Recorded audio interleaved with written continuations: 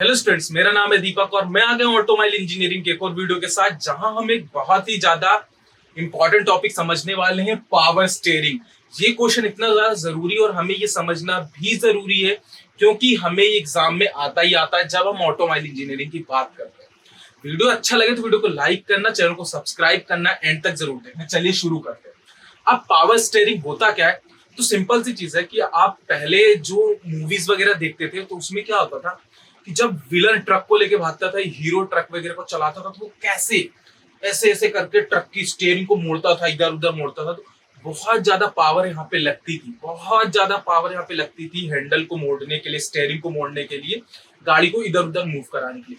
अब इसी प्रॉब्लम का सॉल्यूशन यहाँ पे लेके आया पावर स्टीयरिंग। एक्चुअली में पावर स्टीयरिंग कुछ भी नहीं है, सिंपल सी चीज है। एक पिस्टन होगा और एक सिलेंडर होगा और दूसरी चीज उसके अंदर फ्लूइड होगा। एक फ्लूइड होगा जिसकी मूवमेंट की वजह से हमारा क्या होगा कि यहाँ पर हमारी स्टीयरिंग होगी। बहुत अच्छे से वीडियो को डायग्राम के थ्रू समझाऊंगा, सिंपल से रहने वाला है। चलिए अब मैं यहाँ पे एक डायग्राम बना लेते हैं जिससे हमें बहुत इजी तरीके से समझ में आएगा पावर स्टीयरिंग। अब देखिए, पावर स्टीयरिंग यही चीज है जो मैंने आपको बताई है। आप अपनी लैंग्वेज में इसको एग्जाम में लिख सकते हैं। पावर स्टीयरिंग क्या है कि बहुत ज्यादा प्रॉब्लम आती थी जब हमारी स्टीयरिंग, हमें मोड़ना रहता था गाड़ी इधर उधर, तो बहुत ज्यादा परेशानी होती थी क्योंकि हर कोई ड्राइवर उस समय पे गाड़ी चला भी नहीं सकता था क्योंकि उसके लिए बहुत ज्यादा पावर रिक्वायरमेंट होती है। बट जब से पावर स्टीयरिंग आई, आप जरा सा भी यूं यूं करते हैं ना, पावर को आप स्टीयरिंग को इधर उधर मोड़ते तो गाड़ी इधर उधर मोड़ती है। चलिए डायग्राम बनाते हैं, देखते डायग्राम किस तरीके से होता है। आप लोग स्केल का यूज कर सकते हैं, मैं भी थोड़ा सा स्केल का यूज कर लेता हूँ, अच्छा बनेगा। ठीक है, स्केल का भी यूज अभी तो मैं कर लूंगा। सिंपल सी चीज है, इस तरीके से होता है, समझना आप। स्केल का यूज इसलिए करूंगा क्योंकि डायग्राम अच्छा लगेगा तो आप लोगों को समझने में भी आसानी है। ठीक है, ये बना लिया और इसको मैंने रखा ही है इसलिए स्केल की तरह यूज करने के लिए। यहाँ पे आपको इस तरीके से करना, सारी चीजें मैं आपको बताऊंगा अभी क्या कैसे है। और इसके बाद आपको यहाँ पे एक इस तरीके से बनाना पड़ेगा बॉक्स। ठीक है, अब ये बॉक्स हो गया है हमारा। एक बॉक्स आपको इसी की तरह बनाना है। ये हमारा सपोज समझ लो आप सिलेंडर है। ठीक है, इसी की तरह बनाना है, इसलिए मैंने इसको ऐसे कर लिया, यूज कर लिया। और यहाँ पर से मैं कर लेता हूँ, बहुत इजी अंडरस्टैंडिंग आपको देने वाला हूँ। ठीक है, चलिए ये लगभग हमारा काम हो गया। थोड़ी सी स्केलिंग से कर लेते क्योंकि अच्छा लगेगा, तभी तो आप लोगों को मन लगेगा ना। चीजें मैं बना लेते हैं फिर हम समझ लेते हैं। ये हो गया हमारा, और यहाँ पे ये नहीं रहेगा, सॉरी, इस तरीके से नहीं होता, इस तरीके से होगा। थोड़ा सा स्केल का यूज नहीं किया है यहाँ पे। ये होगा हमारा, इस तरीके से होगा। ठीक है, और इसको थोड़ा सा और बढ़ा लेते हैं क्योंकि इसकी हमें जरूरत पड़ेगी। थोड़ा सा टाइम टेकिंग जरूर हो सकता है, बट हाँ आपको चीजें समझ में, क्योंकि एक एक स्टेप बनाऊंगा तो आप लोग भी एग्जाम में एक एक स्टेप बना के आ सकते हैं। ठीक है, अब क्या होगा कि ये इधर की ओर जाएगा, इसको स्केल से ड्रॉ कर लेते हैं। ठीक है, थोड़ा सा स्केल जो है हमारी टेढ़ी मेढ़ी है। ठीक है, ये लगभग हमारा काम हो चुका है। इसको मैं यहाँ से इससे कनेक्ट कर, ये जो है इससे कनेक्टेड है। ठीक है, और ये हमारा बन चुका है। ठीक है, अब यहाँ पे आप समझना कि सारी चीजें क्या होती हैं। ये वाला जो पोर्शन होता है, ठीक है, इसको समझना, इसको हम कहते हैं पंप, है ना। अब ये पंप जो होता है, समझना, ये डायरेक्टली इंजन से कनेक्ट होता है। ये पंप है, समझ लेना, ये पंप है और ये इंजन से डायरेक्टली कनेक्ट होता है। तो ये हमेशा क्या करता है कि पंप का काम क्या है, यहाँ पे जो फ्लूइड भरा हुआ रहेगा उसको यहाँ पे कंटिन्यूसली सर्कुलेट करता रहेगा। अभी आपको चीजें समझ में आएंगी, थोड़ा सा टाइम। इस तरीके से यहाँ पे क्या होता है, एक इस तरीके से कंट्रोल बॉल होती है, इसको हम कहते हैं कंट्रोल बॉल। अभी आपको पूरी चीजें सही है से समझ में आएगी। ये हमारा कंट्रोल बॉल है। ठीक, यहाँ पे होता है हमारा इस तरीके से पिस्टन, है ना, और पिस्टन से कनेक्ट होता है हमारा इस तरीके से, ये कह सकते हैं कि पिस्टन है, इस दोनों तरफ से कनेक्ट होता है।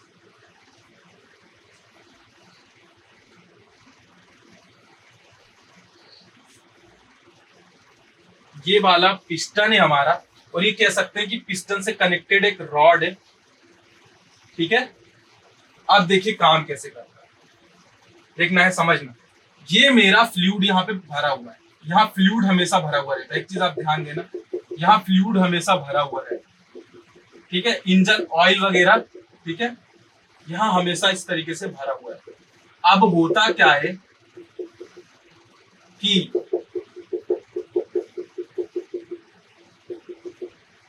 अब देखिए, थोड़ा सा टाइम जरूर लगेगा बट अच्छा रहेगा आप लोगों को समझ। अब ये जब क्या होता है कि जैसे ही मैं गाड़ी स्टार्ट करता हूँ तो पंप मेरा स्टार्ट हो जाता है, ठीक है, समझना। गाड़ी जैसे ही मैं स्टार्ट करूंगा तो पंप स्टार्ट हो जाएगा। अब जब पंप है ना स्टार्ट होता है, तो पंप स्टार्ट होने के बाद क्या करता है कि ये वाला जो है फ्लूइड है ना, ये फ्लूइड ये कंटिन्यूअसली क्या करता है कि मूव करता है। तो यहाँ पे क्या होता है, ये वाला थोड़ा सा मुझे लग रहा है, हाँ ये तभी मैं सोचू कि इस तरीके से नहीं होगा, इस तरीके से होगा, ये बॉल्ब जो है हमारी इस तरीके से, ठीक है, तभी मैं सोचू कुछ तो कर रहा है। अब देखिए, अब यहाँ से ये फ्लूइड यहाँ मूव होता है। अब ये फ्लूइड जो है इधर साइड और इधर साइड नहीं जाता है, कब? जब मेरी जो गाड़ी की स्टेयरिंग है तब मैंने उसको मोड़ा नहीं है तब, ठीक है, समझना। जब मैंने अपनी गाड़ी की स्टेयरिंग को सीधा रखा तो ये इस तरीके से रहता है, और यहाँ से फ्लूइड इस तरीके से आगे से आता है, और यहाँ दोनों तरफ इस साइड का ये जो प्रेशर है और इस साइड का ये जो प्रेशर है दोनों सेम रहता है। अब ये क्या करता है कि यहाँ से फ्लूइड इस तरीके से आता है और यहाँ से धीरे धीरे निकल जाता है, और ये बार बार ऐसे चलता हुआ रहता है। कब? जब मेरी स्टीयरिंग सीधी है। जैसे ही मैं अपनी स्टीयरिंग को इधर मोड़ता हूँ या फिर इधर मोड़ता हूँ, जैसे सपोज मैं इधर मोड़ूंगा, ये वाली मेरी जो बॉल्ब है वो कहाँ पे आ जाएगी, इस तरीके से रहेगी, वो इस तरीके से रहेगी, ठीक है, समझना। अब जब इस तरीके से होगी तो ये वाले जो पंप ने फ्लूइड है वो यहां से जाने की बजाय क्या होगा कि यहां से प्रेशर जो है इधर की ओर बढ़ेगा, तो यहाँ पे फ्लूइड जाना चालू। और जब यहाँ प्रेशर बढ़ेगा तो आपको पता है पिस्टन इधर की ओर मूव करेगा। सिंपल सी चीजें समझना आप। जब मेरी स्टीयरिंग मुड़ नहीं रही थी तब फ्लूइड अपने आप यहाँ से आ रहा था और यहाँ पे जा रहा था, और ये कंटिन्यूअस चलता रहता है, ये कंटिन्यूअस चलता रहता है, ठीक। जैसे ही मैं अपनी स्टीयरिंग को मोड़ा, ये वाला पोर्शन इधर की ओर मुड़ता है और यहाँ से प्रेशर इधर साइड बढ़ता है, प्रेशर बढ़ता है, पिस्टन इधर की ओर आता है। अब पिस्टन इधर की ओर आता है तो क्या होता है, ये वाली जो रॉड है, एक्चुअली में रॉड क्या होती है, देखिए ये रॉड ऐसे कनेक्ट होती है। अभी आपको हो सकता है नीचे मेरे जगह पे नहीं दिख रहा, ये इस तरीके से होती है कनेक्ट, और ये आपस में कनेक्ट होती है, और इसके आगे इस तरीके से व्हील्स लगे हुए हैं, ठीक है, इसके आगे इस तरीके से व्हील्स लगे हुए, समझना। जब मैं ये इधर होगा तो पता है कि ये जब इधर होगा तो ये वाला पोर्शन जो होगा वो क्या होगा कि इधर की ओर थोड़ा सा आएगा, तो ये जो व्हील्स हैं इधर उधर मुड़ेंगे, समझ गए आप। ये अब मैं अगर इधर की ओर मोड़ूंगा तो ये वाला जो पोर्शन है मेरा, समझना, ये वाला जो पोर्शन है मेरा वो इधर की ओर हो जाएगा, और अब फ्लूइड की प्रेशर इधर से बढ़ेगी तो इधर से पिस्टन पे फोर्स लगेगा तो पिस्टन इधर की ओर जाएगा, तो ये वाला पोर्शन पीछे की ओर जाएगा। तो आपको पता है कि जब इसमें मूवमेंट होगी तो ये जो यहाँ पे रॉड रहती है इसको कहते हैं ड्रॉप आर्म। ये ड्रॉप आर्म जो है वो इधर और इधर की होती है, देखिए ऐसी चीज है।